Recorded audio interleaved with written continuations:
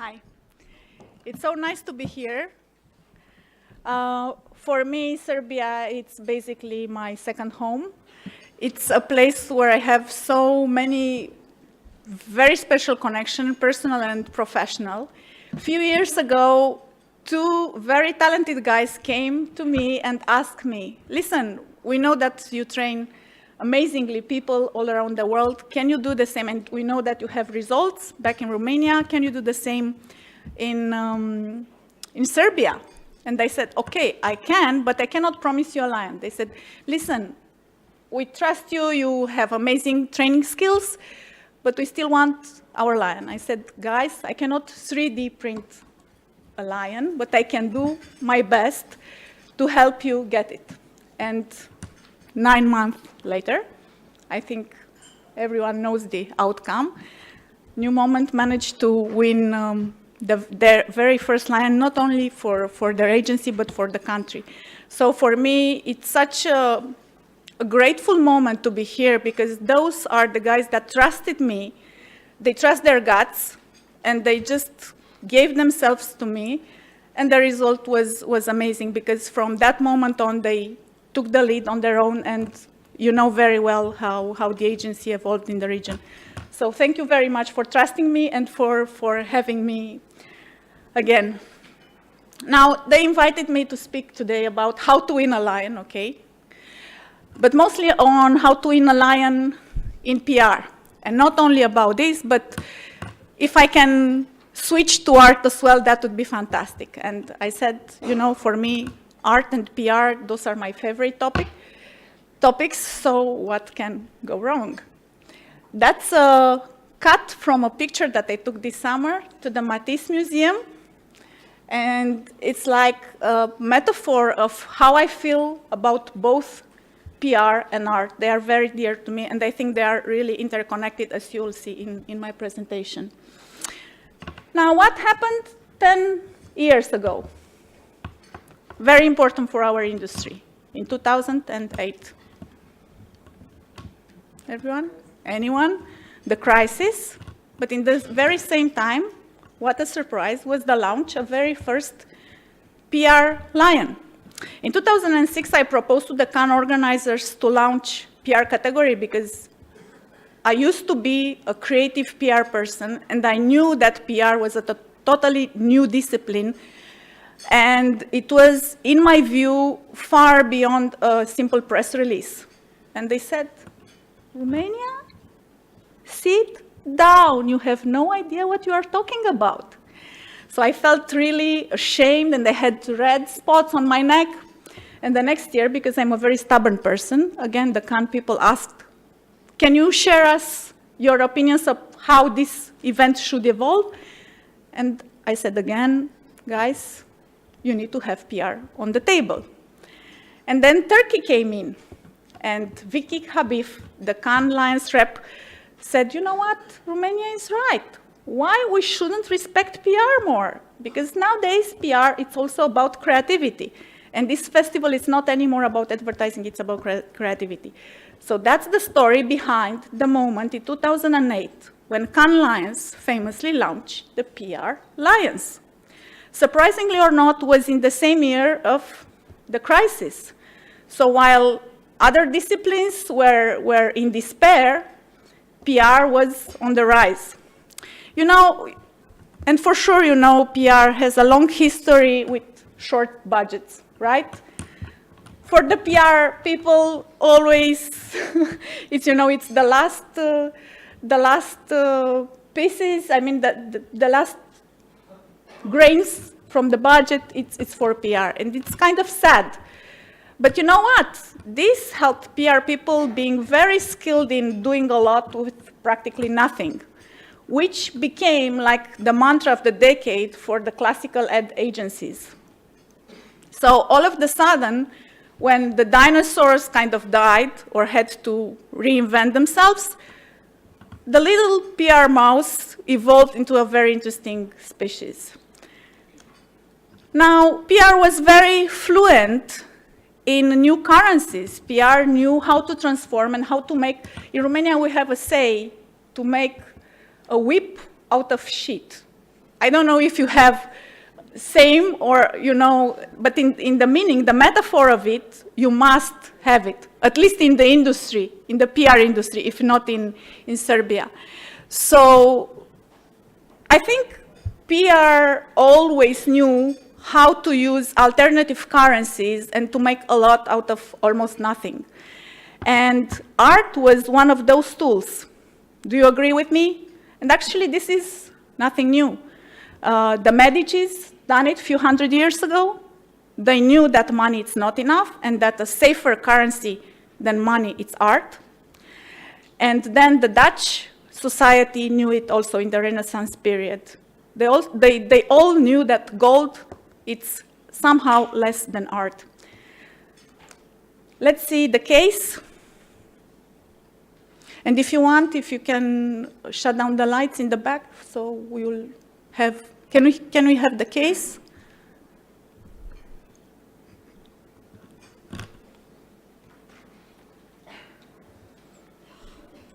No.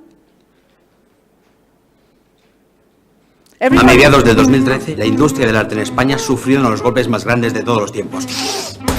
El gobierno decidió cambiar el impuesto de los espectáculos teatrales del 8 al 21%, logrando la mayor sangría de espectadores que se recuerde. Un 30% menos de espectadores en tan solo un año.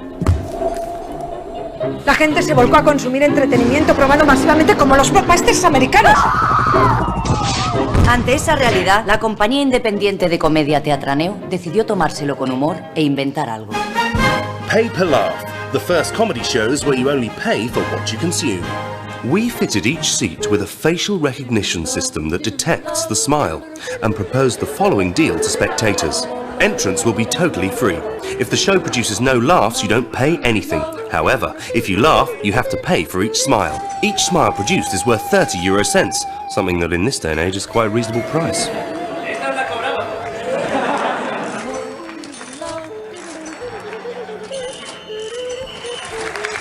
At the end of the show, the spectator could check their laughter account before paying and even share it on social networks. And so that no one would cry for having laughed more than they could afford, the maximum amount to pay was 80 laughs for 24 euros. The average price of the ticket increased by 6 euros. The system was covered by the main national media outlets, and this produced 35% more spectators. Each pay-per-laugh show produced 28,000 euros more ticket money than was normally taken. Currently, the system is being copied in other theatres in Spain.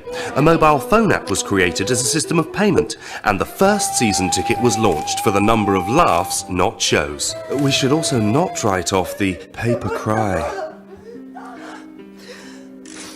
or pay-per-what-the-fuck system. What the fuck? That's my favorite. Or maybe not. Pay-per-laugh. The first comedy shows where you only pay for what you consume. Absolutely perfect. So, paper laugh, paper what the fuck, also paper. Do you know other examples that simply disregard the normal currency and checked into other kind of currencies? It's like the famous case of paper tweet, you know, where the two guys decided to launch their book and they didn't want to sell it. They wanted to offer in exchange of a simple tweet. And this is how they became almost instantaneously famous. Now, more interesting than exchanging currencies that go beyond money, we do have this new thinking. We were used to think that medium is the message, right? That we were taught in school. Contemporary PR claims and demonstrates, and you'll see the case study, that the medium, it's the money. So PR it's in such a position of revenge after so many years of scarcity. Let's see the case. Very brilliant idea. Can you help us with the case? In the online world, views are king. Brands actually pay lots of money for them. So for the introduction of the Opel Online Editions, Opel's most connected cars ever, we introduced a world's first. We turned YouTube views into a currency. Make a video of your test drive in one of the online editions, and use your views to buy a brand new Opel. So pay for an Opel Karl online edition with less than 600,000 views, or drive off in an Opel Astra online edition for slightly over 900,000 views. The press quickly picked up the campaign, spreading the word.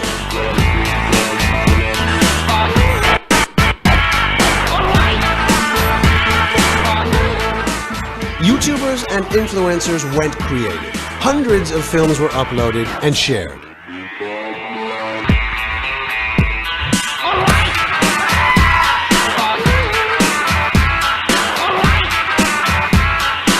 The test drivers became the brand's biggest ambassadors, essentially creating hundreds of mini-campaigns for the Opel online editions. Middelbare schooldocent Herman Blok. Hij wil zijn leerlingen mee op schoolreisje nemen, maar de VMBO-school heeft daar niet genoeg geld voor. Hij wil het geld voor de trip bij elkaar krijgen met een YouTube-filmpje. We zitten geloof ik nu op 30.000 en ik moet er 590.000 hebben. It all resulted in videos ranging from 6 views to 21 million views. And now the world's first car bought with YouTube views is a fact. Sold. Who needs money? Anyway, another interesting topic is how PR managed to deal with time. PR industry simply realized that is paramount to give people time, not to consume it. It's something that advertising, regular advertising should learn and be inspired from PR. Take a look at this case that it's absolutely beautiful and that speaks about the substance of a second, because nowadays we don't communicate, you know, in a regular 30 seconds life frame, but in 1 second life frame. The case? Montblanc created a chronograph as a homage to its inventor Nicolas Rieussec.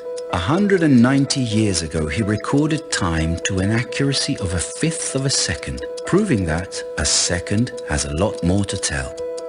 How could we get people interested in the Rieussec chronograph and its anniversary? We decided to explore this small unit of time and celebrate the beauty of a second.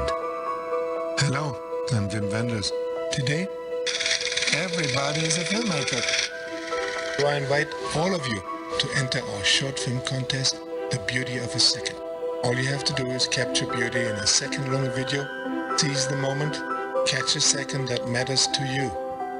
People competed online by uploading their 1-second videos and by making compilations of second-long videos. To keep interest and increase submissions throughout the course of the competition, we posted compilations of the best submitted seconds from each round to Vimeo. We spread the word about the contest around the globe.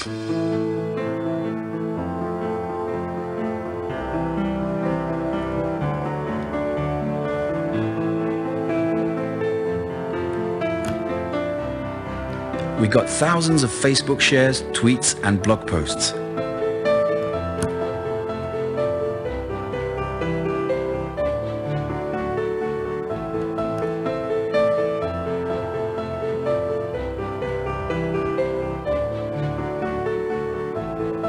In just a week, the first video achieved over 1 million views. From the first to the third round, participation increased by 3,000%. People even made videos inspired by the competition. And after hundreds of requests, we also released the much requested soundtrack. Vimeo decided to feature our compilations at South by Southwest during the whole festival. As submissions skyrocketed, we extended the competition with a 4th round. Finally, after 4 months of competing, Wim Wenders awarded Rieussec chronographs to the 2 winners at the Berlin ceremony. We built invaluable awareness for Montblanc as a watchmaker. We also proved that a classic luxury brand can find its place in the digital era. During the 4 rounds, we received over 4,000 videos, a total of 4 million video views, and an estimated 40 million media impressions. But most of all, the beauty of a second became an entirely new timepiece created by people.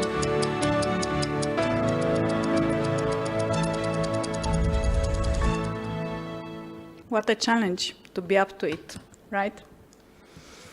Now, another thing about contemporary PR and about what judges are looking into a Cannes-worthy PR case study is how subtle this idea or the idea is entering society and is generating differences and is generating change in a very, very refined way. It's like you don't feel the presence of a brand, you don't feel the presence of a creative director. It's exactly at the opposite point of what regular advertising industry is doing. And you know very well what I'm talking about. Very often they say, look at my work, but actually look at how smart I am. The contemporary PR ideas are very subtle, very refined, and really part of the fabric. You all know the case of Van Gogh. Okay, I will not put it, but let's explore what the guys in TBWA RAD did for Louvre Abu Dhabi. It's absolutely beautiful. In 2017, Louvre Abu Dhabi, the first universal museum in the Arab world, opened its doors. 85% of its visitors come from Dubai by traveling the E11 Sheikh Zayed Road, hundreds of kilometers of what could easily be considered the world's most boring highway. To welcome local residents and prove art is enjoyable and accessible for everyone, even a community unfamiliar with museum culture, we transformed a boring commute through the desert into one of the most exciting outdoor art experiences ever. Louvre Abu Dhabi Highway Gallery. Here's how it worked. The museum's iconic masterpieces were reproduced in giant frames and placed along the highway, leading from Dubai to Abu Dhabi. Next, each artwork was fitted with a solar-powered FM transmitter that synchronized with the frequencies of the UAE's top 3 radio stations. Anyone who wanted to engage had the choice to tune in. When approaching each artwork, drivers and passengers triggered the museum audio guide and experienced the masterpieces like never before, right outside their windows, and through engaging stories broadcast through their car speakers. Welcome to Louvre Abu Dhabi's Highway Gallery. Say hello to Vincent van Gogh, one of the greatest artists of the 19th century. This bronze masterpiece originally stood in the royal courts of Europe. The statue's deep gaze pulls us 8,000 years into the past. Intercity buses, taxis and car rentals also supported the project. The Highway Gallery made a traditional media like billboards innovative again. And the world tuned in.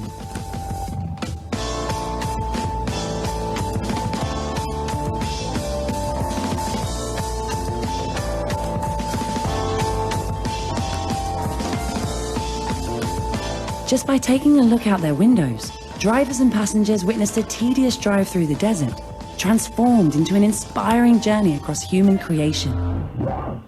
See, this matrix thinking, this kind of immersion experience that you offer through an amazing PR idea can generate amazing results. Now, one of the reasons Branka invited me here, I think it's because she knows that I'm like an Ironman of art. This year, I explored more than 12 different museums in different countries. And guess what? This was the first case ever in my life when I went to visit a museum because of the campaign behind it. And it was worth it. The campaign was as beautiful and as inspiring as the museum itself. Now, what happened after 2008? The PR industry also had to proceed to this kind of introspection. Not the selfie one, but a very serious one. And the whole industry, after looking very well inside, decided that things had to change as well. So what happened after out of the idea of collaborating with design and with data and with mobile?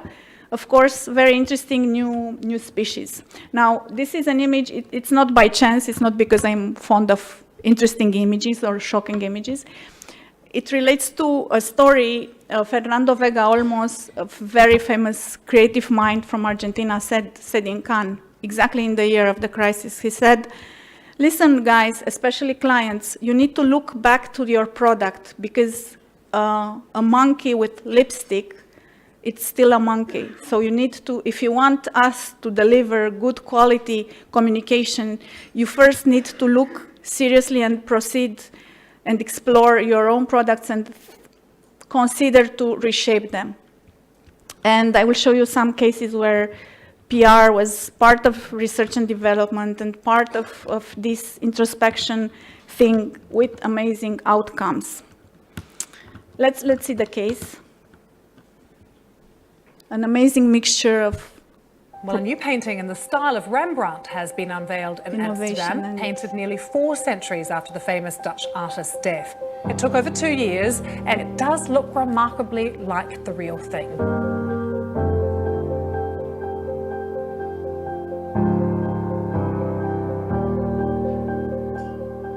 The next Rembrandt brings back to life one of the greatest masters.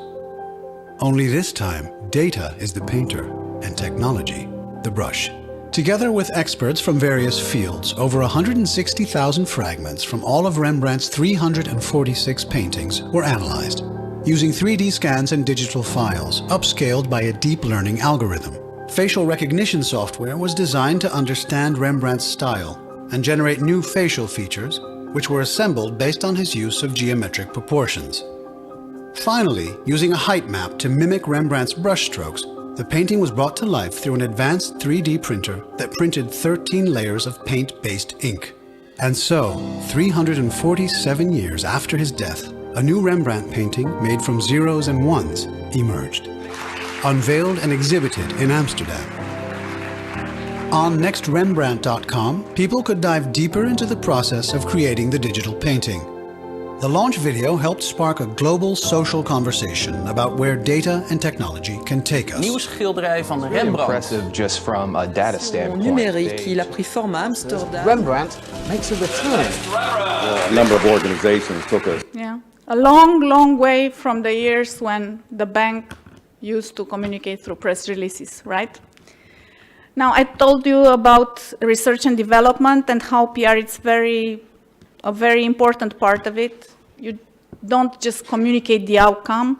The whole process, the whole journey is the communication. Let's see the case, and if you know it, just let me know. We will move rapidly to the next. We're chasing junk in the water. Piece of a crate, some styrofoam, some sheeting. The plastic vortex of the Northern Pacific. The beach is becoming plastic.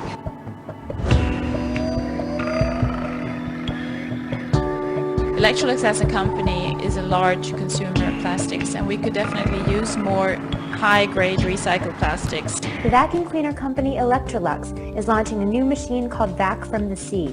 That's right, new models will be crafted from recycled plastic that's been collected from the ocean. The company is recruiting volunteers around the world to gather plastic pollution that will be formed into new vacuum cleaners. So most of the plastic is white and blue in color, and that's because marine life are picking out the colored pieces, thinking it's food.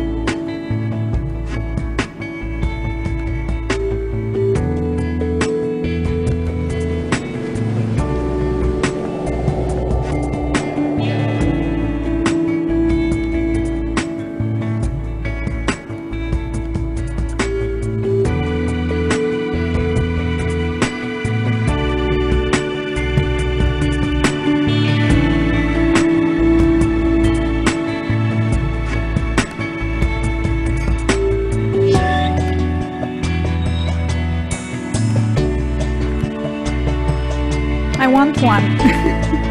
I don't know about you, but I would love one of those.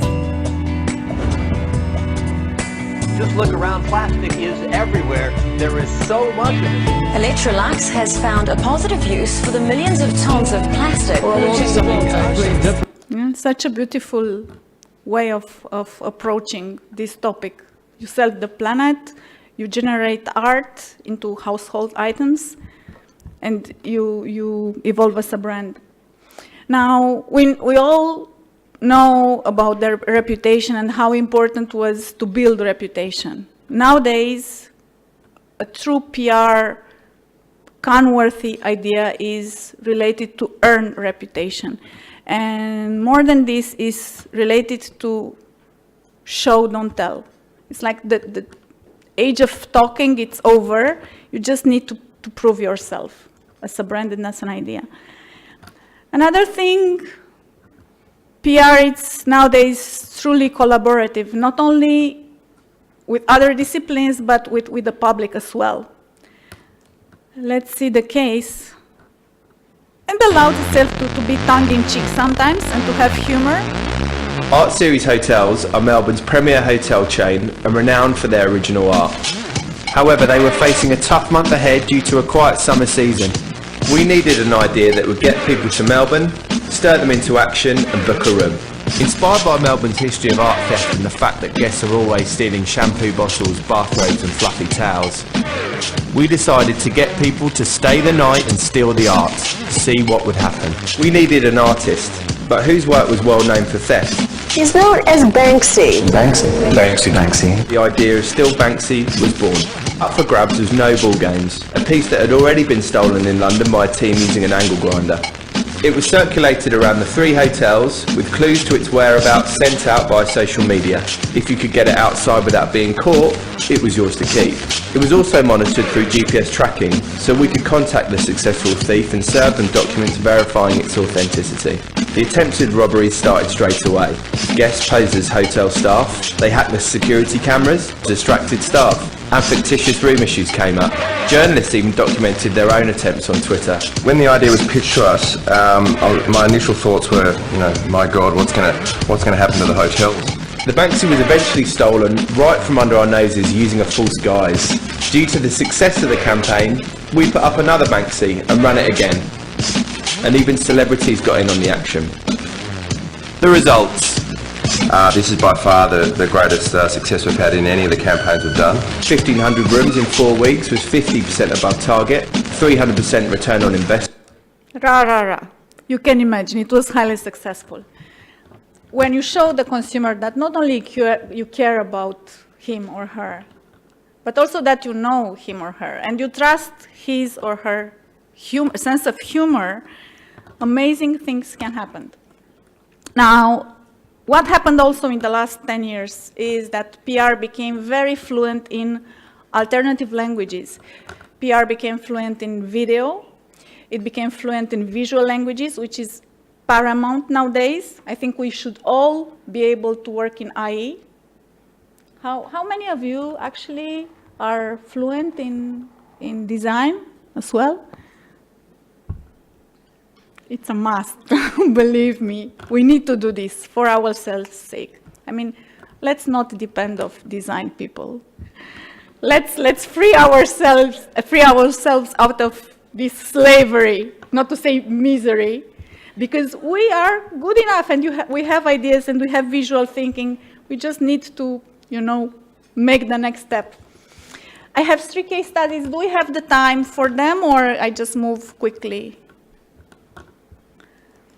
Let's have only one. This one was Savior of the World, a campaign done by Christie, a campaign done by Droga 5 for Christie's. They had this last work of Da Vinci, and they needed to present and promote it. And what Droga 5 did was to focus not on the work, not on the artwork, but on its effect on people. I will move forward. Let's see this case study. Anyhow, for whomever wants the presentation, full presentation with all the movies, I can provide you later on. So let's see. Music as a language, not only video, now music. Living off welfare has become a common way of life, so common that it is celebrated in one of the greatest salsa hits of all time, a Puerto Rican classic titled No Hago Más Nada, which translates to I Do Nothing. Yo me levanto por la mañana, me doy un baño y me perfumo, me como un buen desayuno y no hago más nada, más nada. Qué bueno es vivir así. Qué bueno, qué bueno, qué bueno, qué bueno es vivir la vida, comiendo, durmiendo y no haciendo nada. The song is one of the greatest hits of El Gran Combo de Puerto Rico, the most famous salsa band in the world. Their fame is such that the New York Times placed them in the same league as the Rolling Stones as influencers and ambassadors of culture. So, very nice idea of talking through music, saying more than words. Now, PR today is very outspoken. It used to be the discipline where companies were in crisis, and the discipline that would fix it nicely and behind the closed door. Nowadays, PR is very much about talking on sensitive issues and on the elephant in the room. I will not have the time. Let's see this case study, but for the rest, I will just go faster. Beauty. If you want to see real beauty, go to one of the great museums of fine art. There you'll find the most beautiful paintings of the most beautiful women. Beautiful eyes, beautiful faces, beautiful bodies. So we thought, isn't the museum the ideal place to show the contemporary beauty ideal? We asked a young artist to paint the contemporary beauty ideal in the manner of the old masters. He was Romanian, by the way. We showed the 3 oil paintings in the Städel Museum Frankfurt to the general public, with great impact. Yeah, so important to have the courage to speak openly about sensitive issues. And using art as a tool, it's always a perfect solution. Now, this is a case study, very beautiful case study, when one of the northern countries' government asked refugees, out of a law they launched, ask refugees for their money and their jewelry. And people in the country react as it is kind of obvious.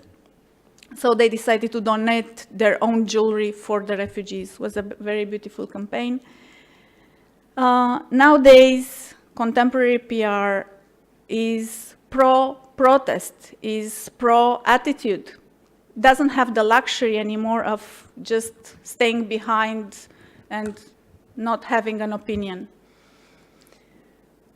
This is a very nice case in Russia. Ask me for the presentation, you will enjoy it.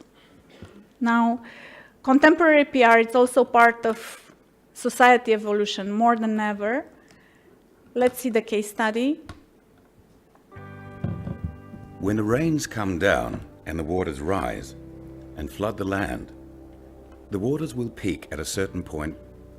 This point is called the watermark. Authorities in Queensland are grappling with the worst natural disaster in the state's history. This is without doubt our darkest hour. Our house, 25 years, it's gone! This is the greatest flood that has ever hit Australia. On January 26, 2011, floods devastated more than 75% of Queensland, Australia, an area the size of France. A small city in the north called Bundaberg was among the worst hit. Bundaberg is home to one of Australia's most loved brands, Bundaberg Rum, a brand that has been lifting Queensland's spirits for over 100 years. So when that spirit came under threat from the rising waters, we felt a duty to raise it up once again. Rather than just donate money, we decided to create a product that would become the symbol of defiance and resilience and help rebuild Queensland's community spirit. At that point in time, obviously the question is, do we go again? It was the values of not letting a disaster like that destroy the company that has lived through the ages and lived through the values of Bundaberg Rum. It really shows that Aussie character, that true spirit of Australia that says, we will be there, we will go after it, and we will make it great again. So just 2 days after the distillery was drained, our first act was to create Watermark, a permanent tribute to the towns fighting back from disaster. Proceeds from every bottle sold went to help rebuild people's homes, and each bottle carried a message which read, "We crafted this limited edition bottle to mark the point where the floodwaters peak, to mark the iron will of ordinary people, to mark those who gave to others when their own lives were gutted, to mark the spirit in every town on the hard road to recovery. We crafted this bottle to mark the day when people came together. No, you got the point. And just before I end, I just want to show you very briefly a project that I'm very proud of. I'm working on now. It was launched in Cannes like 3 years ago, and it focused on a sensitive topic and on a touching nerve topic. And it was about how to challenge this common comment about Romanian women. Every single time I went in Cannes, there was a guy at some point saying, I know, you are coming from Romania, that country that gives Europe the best courtesans. And that's an understatement. And I'm pretty sure you've heard, Eastern Europeans, especially women, you heard this kind of comment wherever you traveled abroad at some point in your lifetime, in your professional lifetime. And I was sick and tired of this comment, so I decided to just tackle the issue and not ignore it anymore, and launched a regular business card, like a card for good, which is this magazine. And it's the story of so many talented, powerful women that happen to be also beautiful. And I decided not to be apologetic about beauty. We shouldn't, and we shouldn't be apologetic for being women or for being charming. This is in our blood and we need to accept it. But way beyond this, we do so many other things to offer to the world.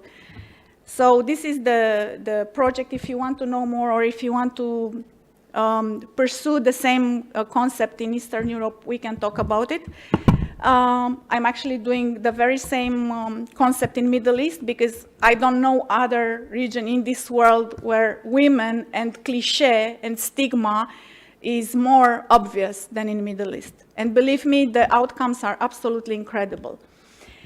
And in the end, I just want to leave you with this mantra. I think time has this funny way of turning back to itself.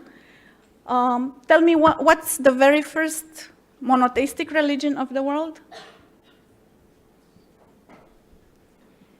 The one that celebrated the cult of Zoroaster, right? And those guys, like 5,000 years ago, they didn't have books, they didn't have, homeworks in how to pursue their religion. They had 3 things. They didn't have a written code as we do today, as the religions nowadays have. And this code was taught to little kids as young as 3. And it was good thoughts, good words, and good deeds. And I think that's about PR today. Thank you very much.